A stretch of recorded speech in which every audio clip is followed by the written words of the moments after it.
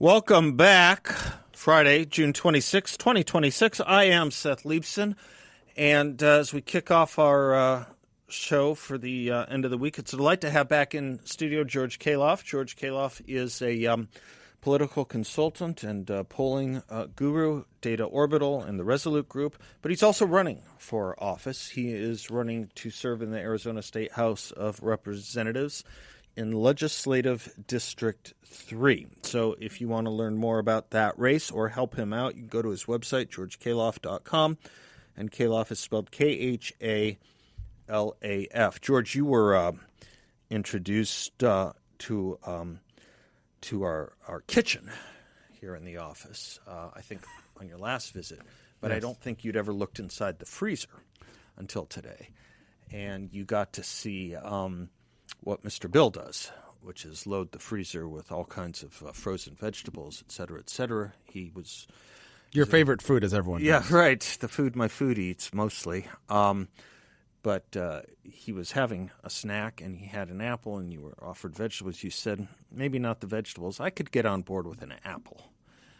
And so it made me want to ask you, are you following this huge cultural movement that everyone is excited about, evidently, of the fried apple pie dessert coming back to McDonald's? Has this crossed your transom? It has, simply because, as listeners know, and as you know, Seth, I'm at a fever pitch with patriotism, especially this year going into our 250th. Right. Now, I will say, I do not partake. My favorite foods are not necessarily foods that are fried. So I'm just going to say that on the onset. Including apples. Okay. Fried apples. I like apple pie. Okay. I'm very excited for the 4th of July. Yeah. I don't know. I can for sure see the appeal of fried apple pie. Maybe I should stop here. I don't want to lose voters. Right. I know you have to walk a narrow path here. Yeah, but I'm for sure not opposed to individuals partaking, and it is very American, as we've seen, by the way, detailed with the World Cup and people from around the country in America in awe at our barbecue restaurants, and someone apparently went, or multiple people went to Buc-ee's, and I tried. It's been very interesting. I tried. It was a mile-long line. I couldn't. Oh yeah, the one here. I think those were they're visiting in Texas. The Germans, yeah. Yes, of course. And discovering ranch dressing. Who knew that was? So I know it's ranch dressing. It's amazing. I feel like I'm viewing. I think what's interesting right now, totally tangent, but I'm viewing America through the lens of people not from America on social media. It's a better view. It's very interesting. And better might not be the right word, but it's an enlightening view, because it's teaching us not to take for granted, not to be so sour on a place when we talk about how unique and wonderful we are, when it's okay to say those things, as it is only in the conservative movement, I guess. It's nice to be reminded of it by others who come here and say, yeah, better. It is better here. Yeah. With a entire other party that doesn't think so. And I want to spend the bulk of our time talking a lot about that. But first, an update on the race, how things are going.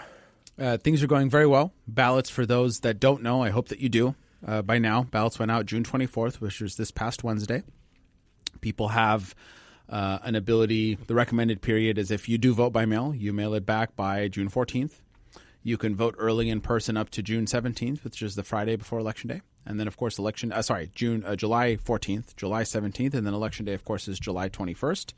I am excited and plan to vote in person on Election Day. I know a number of folks like to take your kids and show them. Yeah. I know a lot of folks on the conservative side, though, are voting in person early, and there are a number of voting centers open right now for in-person voting.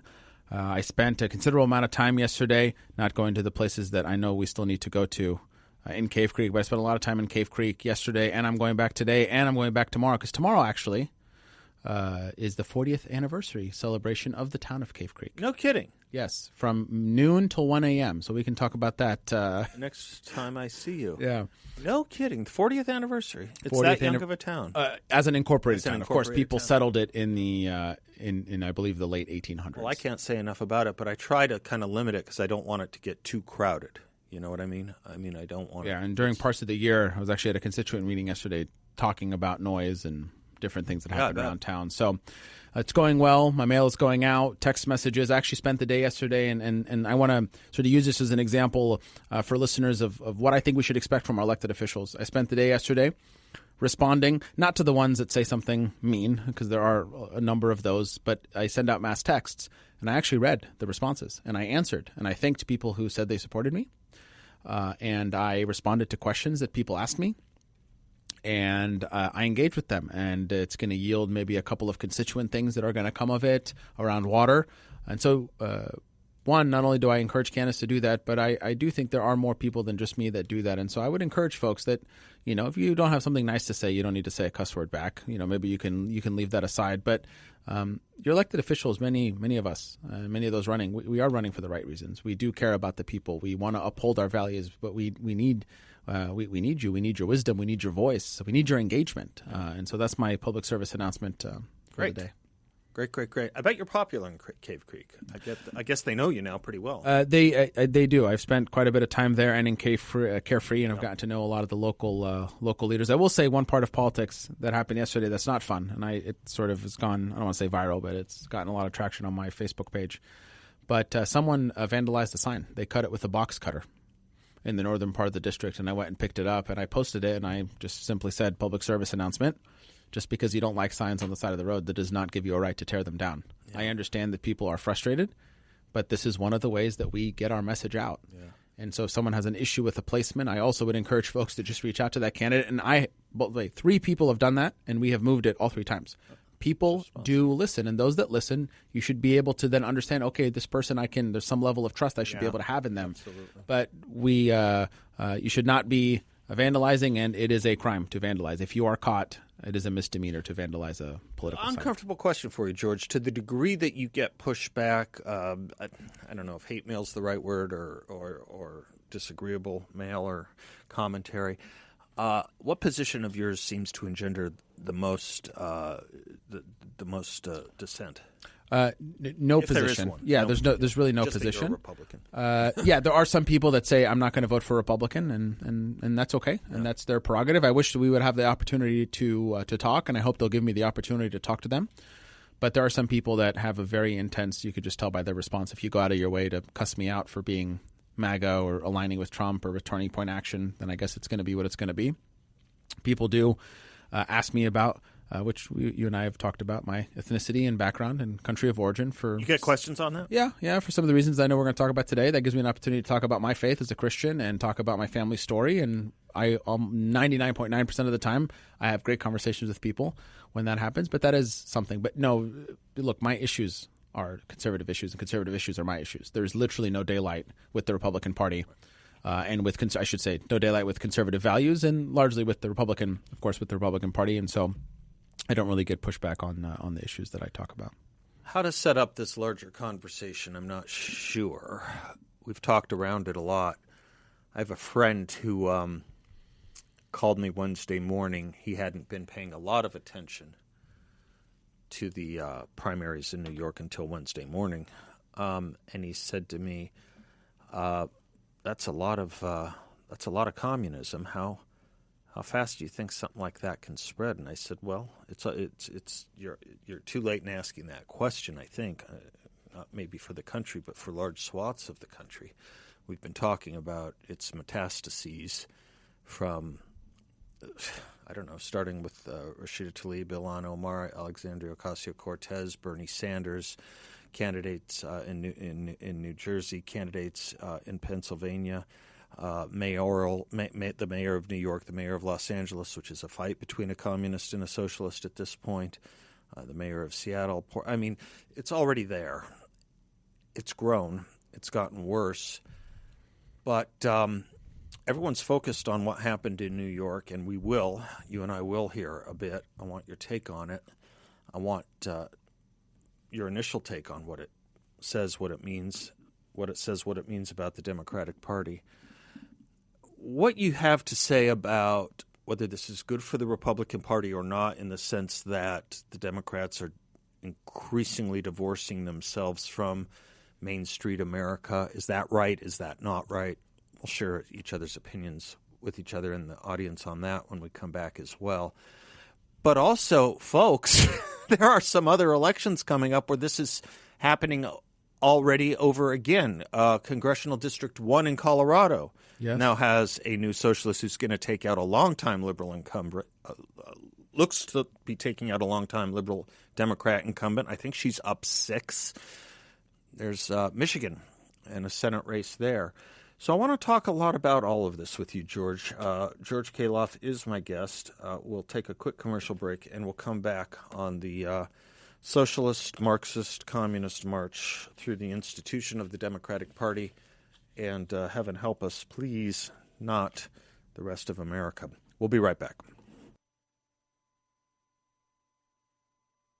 Welcome back to the Seth Leibsohn Show, portions of which are sponsored by CMI Gold and Silver, if I can talk, CMIGS.com. CMI Gold and Silver started here over 50 years ago. By here, I mean in Phoenix, small office in Sky Harbor, and as other precious metals dealers have come and gone, they have only grown and stayed. It is still headquartered here in Phoenix, and it is still owned by the same family. They are well known for their great customer service, their competitive pricing, and their commitment to educating consumers and prospects. So if you are looking or thinking about looking for purchasing precious metals or thinking about it, give them a call or check them out online, cmigs.com. George Khalaf is my guest, candidate for office and political consultant. I threw a lot at you. Yeah. So just distill any way you want, and then we'll zero in. So, Seth, many of those elected officials, you mentioned some Congress folks, you mentioned Bernie Sanders, obviously in the Senate, Elizabeth Warren. They're at the city level. And in our way of life and in our government and in our federalist society, you have people that cluster. And so we've long known San Francisco, Portland, Seattle, much less so more recent New York. Those places are bastions of progressivism, young progressivism, which is really young socialism, which is then young communism, young meaning the originators of it. And then it permeates every aspect of society. But it is very different. And even if there are now still just 9 or 10, but when you have a delegation that's doubled in size this cycle, and it's not, there's still more time, where they took out, and I was also one of those that was not following until Wednesday morning, but they took out the Hispanic caucus chair. They took chair out of the Hispanic caucus, the was lead not liberal impeacher enough. of Donald Trump, Right. of President Trump. Dan Goldman, the lead impeachment congressman in 2019. They're going after another, again, by any average Republican standards, a very liberal Democrat that's going to likely be taken out in Colorado. And they are doing it with an intersection of something that you and I have talked about, an intersection of really intense radical Islamism, really intense radical socialism and communism, and really intense like college-educated, elite academic thinking progressivism, and it is turning into the nexus of the Democratic Party. And for those that also didn't see, there was a video circulating at the DSA, Democratic Socialists of America watch party that night, where Hakeem Jeffries, the minority leader in the House, the first African-American leader. On the cusp of perhaps becoming the first African-American Speaker of the House. And they were chanting, "You're next." Right. They want to take out the next potential African-American Speaker of the House. He's not progressive he's not enough. Marxist. In that race for what will likely be Congresswoman Chevalier, because it's a very Democrat district, she did not win in Hispanic areas. She did not win in African-American areas. You know where she won? She won in white, college-educated, affluent areas. And young. And young areas. Yeah. And so what all of this, to me, says, Seth, is that and I know it hasn't been a week, but you and I talk weekly. It literally feels like we are in a different plane today than we were last week. Why? The caucus has doubled. Yeah. Literally doubled. Yeah, these will be the elected members. The primary is the general in these races. It's now, with Homoay in New Jersey, it's going to be at least 8 or 9 in the House, and they're likely going to get to 10 plus. So it's a doubling. And there seems to be no end in sight. No matter how many times James Carville pushes back, he does not represent the Democratic Party of tomorrow. No. The Democratic Party of tomorrow is represented by intensely out-of-touch communist socialist mindsets, to the point where the commentary online on our pushback of Mamdani is to say, well, no, there's not a communist. He's just a man of the people. They're not getting it. And again, it's a perfect nexus of so many things together. And you asked if it's good for the Republican Party. You understand that point of that question? Of course. Republicans are saying, "Oh, nothing better could happen to us than this." This is the grave answer that I have. in political sense, if you're thinking about everything as as you would in like game theory, there's a winner and there's a loser. Yeah, the Republican Party is likely to do better because they are out of touch, but they're not dumb in the way that they are saying these things. So we have to be very wary of that. But it is horrific for our nation. Okay? Yeah. Not because, it gives us more of an opportunity to take over, but if this is taking a foothold in the country, we really can no longer think and use the phrase, well, we all know that we're generally heading in the right direction, but we disagree on how to get there. We don't have the same agreement. That new congresswoman from New York's 12th district wants to dismantle America. I mean, and again, you say, oh, George, you're being hyperbolic. No, I can put the meat on the bones if you want. She's a founder of that group. Right. And CUAD, it's not just America, it's Western civilization. She founded a group at Columbia University that said its essence is to destroy Western civilization. And you wonder why this past week, and I went last year, I was not able to go this year, there were conservatives and pro-West and Judeo-Christian value leaders that descended upon London. Speaker Johnson was there, among others, at the Alliance for Responsible Citizenship. Right. And you wonder why we are talking in terms of saving civilization for the next 50 to 100 years. Why is it important? And why did those leaders have the wisdom to start that years ago? And why did it start in Europe? Why? Because they've seen that play. They've seen how it ends. The countries are falling apart. They're being torn at the seam. And America has always been set apart. And now we are regressing to that point. And so there's a level of, and I feel it, anxiety amongst our voters to say, man, is this really happening? We thought it was somewhat in the textbooks. And we thought, okay, maybe, yes, there are people that are really fringe, but this is fringe in another way. And but friends, we need to be responsive to this very, very carefully, but very diligently and forcefully. Careful, but forceful. Forceful meaning we do not back down. We cannot give an inch to this, because if we give an inch, we've seen how that goes. We cannot give an inch. It's a very good point. And I like that you're speaking in the future tense. I'm perhaps, I don't know if I might be a little bit more pessimistic than you, because if you are in the Democratic Party, you're probably trying to convince yourself and the public, as Chris Coons was on one of the shows today, that, 3 races does not a party make. That's wrong. That's not what the polls say. Right. 60% favorability of socialism among Democratic voters. Say that again. That's right. 60% favorability to socialism among Democratic voters, and it is like in the 80s with Democrats that are under the age of 40. The future of the Democratic Party is not Chris Coons. The future of the Democratic Party is Chevalier in New York. Right. And it was only 3 until Tuesday. It was AOC and Rashida and Ilan, and outside of the cities, at least in Congress. As you say, that is going to more than double. And that, by the way, is how communism takes power. It has always been a minority faction within a larger movement as it triplicates and replicates, as it replicates and triplicates itself within any larger body. It's the story of the Bolsheviks. It's the story of the dominoes that fell in the 1970s. It is the story of communism, and it is the story of a Democratic Party that has no one to blame but themselves. They coddled this. They had no one to run against AOC and wouldn't stand up to her. They were happy to let her and Bernie Sanders run the gamut of public town halls to speak for the Democratic Party. When they had the opportunity to back a primary challenger against Ilhan Omar, they refused to do so. When they had the opportunity not to put the squad on key committees, they put them on key committees. They find no enemies to the left, and now they wake up and, surprise, surprise, find that they're the enemy. I think these new nominees are even pulling AOC to the left. I know that's crazy to say. I think they're to the left of her. Oh, they are in verbiage. I was going to ask you that question. Let me take the break and come back on what this means for AOC. That's an interesting question, too. George Khalaf is my guest. We'll be right back. Coming to you from the YRefi.com studios, it's a delight to have George Khalaf in studio with me, KHALAF, GeorgeKhalaf.com, if you want to take a look at the race he's running for Arizona State House of Representatives. We were just talking about what this new crop of Mamdaniites means for AOC, who was basically the carrier of the socialist flag until now. her verbiage is not to this new crop is to the left of AOC in the way they speak. To her credit, she has not blamed America for 9/11.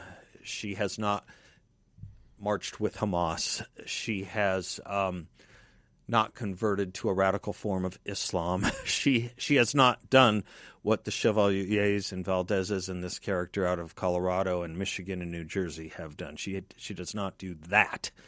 Yes, she has linked arms with Mamdani, and yes, she has linked arms with Hassan Piker, but she doesn't speak the way this crop does. Yeah. And so the question is, will she be to them, as Bernie Sanders was to her, a mentor, or will they overtake her? I don't know if they'll overtake. I think she'll adopt that language. She'll come to She that. probably believes in that anyways, but felt She's now given us safe space. Yeah, now felt like maybe she didn't have enough wiggle room. Now she does. Yeah. She's not one of a couple. Yeah. She's one of like I said, 3 or 4, maybe a broader ring. It's now more, and they're taking out like institutional Democrats. Yeah. And this is New York. This is like one of their and that's what she havens. did too. She did that. Right. So I think they're going to pull her to the left. I think they pull the entire rhetoric to the left. I think James Carville, Third Way, if you're anyone who gave any amount of money to Third Way and that firm and that group that was trying to assess the Biden thing, you literally, I don't know what you're doing now. You probably should pack up and go take the millions that you make and go do something else, because you're absolutely, every amount of advice that you've given the Democratic Party, they've literally done the inverse. And it's not just a couple races. It is a rank-and-file dismantling of what the Democratic Party is. They're setting themselves up for 28 to run on this platform. But again, they are going to run from their version of a people's platform. Okay, so the thing that we have to remember, the Democratic Party has left Hillary Clinton so far in the dust. I use her as an example because she was a leftist that Yes, did more to dismantle society, but she was a leftist. Now she is the moderate, right? She was a leftist of corporations. Right. They are leftists of the people on the left, and the people have only gotten more intense because, Seth, some of the things that I read online, and I'm not even going to say interact in person, some of the things I read online, it is like, again, we talk a lot about languages and words people use. I don't understand what they're saying. I don't know what alignment that we have. It's not just, I don't like your candidate and I like this and I don't like that. It is a complete change of vantage point. There's death wishes. I think they pull her. I think they pull her to the left, and then they have to do some serious soul searching. Is are there enough Americans to buy into that? I think the answer unequivocally is no.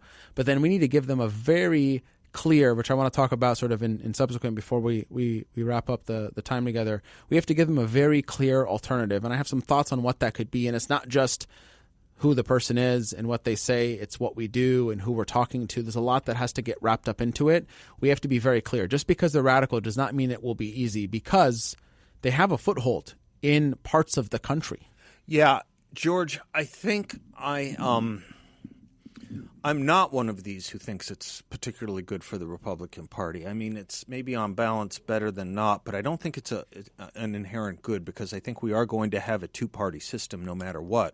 I just think one of the parties the Democratic Party is going to be Marxist, and I don't like the idea that we have to wait for the knife on our throat to beat them every other November and try to beat them every November, because this country is very susceptible to demagoguery. If you go back to 2020, for example, think about what a Marxist movement think about how quickly a Marxist movement became popular in huge swaths of this country. I'm talking about the self-proclaimed founders of the BLM movement, who were, they said, trained Marxists. And this movement took over the entire Democratic Party. They were happy to genuflect before it. It took over imagery throughout professional sports and memes from Peloton riding clubs to end zones in the NFL. This country is very susceptible to that kind of progressive demagoguery. And so, I look at the polls. I look at seeing the decline in patriotic fervor coming up on July 4th. I wanted this year to be the year of our 250 years of 250 years of untrammeled success. It's the year of the socialist. It's going to be. That's probably what it's going to be written about. We're not going to be remembered for celebrating 250 years of success. We're going to be remembered at the end of this year politically for electing Marxists to Congress. I think that's right. And the This country is democracies are inherently susceptible to this kind of demagoguery. We've seen it before. We've seen it in recent history. I'm terrified we're about to see it again. We'll be right back. Welcome back to the Seth Leibsohn Show, sponsored in part by Klein Heating and Cooling. Klein Heating and Cooling has all your solutions when it comes to keeping your house or building cool, because they do both residential and commercial. If you need a new unit, they will proudly install one, from Trane to Ruud to Carrier to other HVAC units. But if you don't, they won't. They won't upsell you. They give you flat rate pricing and no surprises. What they will give you is a free in-home comprehensive analysis so you get the right solution at the right price. And no job is too big or too small. Check them out, kleinheatingcooling.com. Klein is spelled Klein, kleinheatingcooling.com. Your comfort done right. George Khalaf is my guest, and we're talking about the Marxist takeover of the Democratic Party, and then hopefully drawing a line in the sand that we say this far and no farther. But I was just simply making the point, George, that democracies are inherently weak against communist minorities because of several things. One of them being that we run an open society that allows them to campaign on our worst fears, and freely so under the First Amendment. But secondly, that I'm not sure that we've done a good enough job over the past generation and a half to educating against it. We've kind of given up on educating on behalf of Americanism and Western civilization. So that Western civilization and the notion of natural rights that we are endowed with from our Creator, which used to be a strong medicine, that used to be a strong thing to live and fight and die for, is no longer. And communism is a damn strong medicine that people are willing to live and die and fight for. So much so that many of these candidates are marching with movements that give you suicide bombers. Yes. Yeah, they are. So then we ask ourselves, because in our type of, even in a constitutional republic, they still have more access than they would in other types of regimes. What do we do? Right.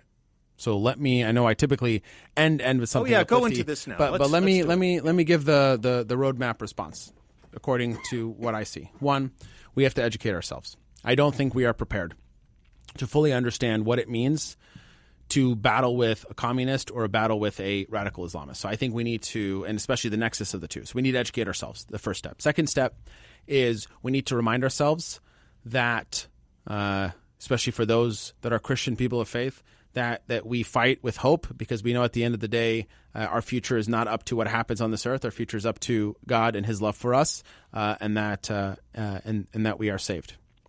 Third, once we are educated, once we have an understanding that we position this in a certain way, we engage. What does that mean? To each, what they can do. Meaning, if you are someone who is much more politically inclined or desire to do that, engage with your local party, with your Republican women's groups, or start a group of your own. If anyone has any questions about that, please go to the website and reach out to me.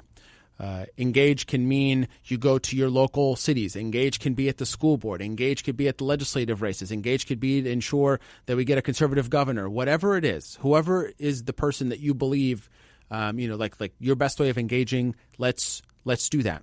The next aspect is a little scary for some people, or maybe for some people, the scary part is doing it in the right way. We have to speak up. And I don't mean just speak up angry to ourselves in our living rooms to our TV. I do mean online, doing it in the right way. I do mean with our friends, doing it in the right way. I do mean engaging with people. I don't mean that in every scenario you bring up politics. That's not what I'm suggesting. But I do suggest that you bring up the future of the nation. I do suggest that you take opportunities with your kids and grandkids to educate them on the 250th of why our founding fathers made our government the way that they made. Why is that an antidote? Like the trueness of it. Why is that an antidote to a true communist takeover? Why are these conservative principles, these ideologies, better than what is being sold? Let's talk to our young. Let's engage with organizations like Turning Point and the work that they're doing with those that are young.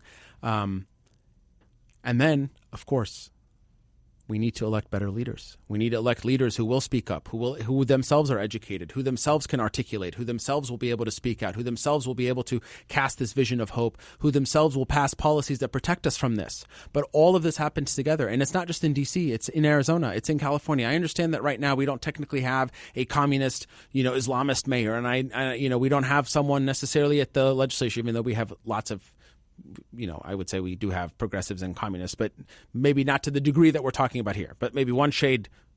But I think under this, they'll be pushed to the left too. But New York didn't have it a handful of months ago. The nation didn't have it 10, 12 years ago, and now we do. And so it's never too early, but I'll just tell you this. We are not prepared. We are not prepared. Nobody is prepared. It doesn't matter if you're a student, maybe unless you've studied Eastern Europe your whole life or you've studied the communism, but the communism of the 60s isn't also the communism of today. It is different. And in a way, not that I was alive in the 60s, it is more dangerous. It can spread like wildfire now because we have social media. The party didn't brook it in the 60s. The Democratic Party didn't have any tolerance for it. In the United States, you are 100% correct. It was a dissident movement, and now it's not. Now it's attempted to be mainstream. Now we have these young influencers who are all coming up in this progressive. There's no young influencer on the left that's coming up to be more moderate. Right. No. There's none of that. They're coming up to be more outlandish than the next. Right. But our response can't be silence. Our response can't be, well, no, it makes me uncomfortable, but let's, get it done. Our response can't just be posting online. There's a whole series of things that I outlined, and they all have to work together. They all have to work together. Because if we're not educated and we elect leaders, or if we're not educated and we're talking about it, then we're spinning off in a whole bunch of directions. But we have to take this seriously. The one thing I will implore conservatives is to not look at this and say, oh, they're so out of touch. There's no chance that they will get into office. They're getting into office in blue places. They will have national platforms. CNN already platformed Chevalier. She's not even the congresswoman. They've already platformed her. That's it. She had an answer to communism. How many young people were listening to the answer to that question? I know I'm bordering on giving a speech now. I do get so passionate about these things because there are many of us that have been warning about this, and we've been told this is too hyperbolic. This is not what's happening. And Seth, I know you weren't one of them. I know you and I have been talking about it, but it's not hyperbolic. It's now. It's not tomorrow. It's now. And frankly, in a way, it's yesterday. It's happened. And now we have to decide what is our answer going to be. So I like that you said something that had not occurred to me. If you look at the broad swath of young influencers on the left or in the Democratic Party, none of them, you can't think of one of them who is making the case to moderate. This is a young people's movement, and we've seen this in the election results, right? Over last Tuesday, that this is a young people's movement. One of our challenges is going to be talking to the young. If you look at affection for America in the polling, if you look at pride in America in the polling, the worst deficits are amongst the young in both parties. And this is where we remember Charlie every day. But this is where we really feel the weight of his loss. Yeah. Because he would have been the loudest and strongest voice on our side. So I was thinking about the influences on our side, and you went exactly where I was going. We're at a huge loss. Some of our best who knew how to talk about this. I mean, you think about the losses in our movement, the lost voices in our movement from Charlie Kirk, Dennis Prager, Jordan Peterson. I mean, we have to step up, man. We have to step up. Where they walked, we must walk. We'll be right back. I want to thank George Khalaf for being with us this hour. GeorgeKhalaf.com, Khalaf. I want to take a look at his race for Legislative District 3, representing that district in the Arizona State House of Representatives. George, something that you probably didn't see as you were driving over here, it was just released, the White House Commission on Religious Liberties final report. Thank God we do have a White House that is committed to saying things like this, and I'd like to read you just a sentence.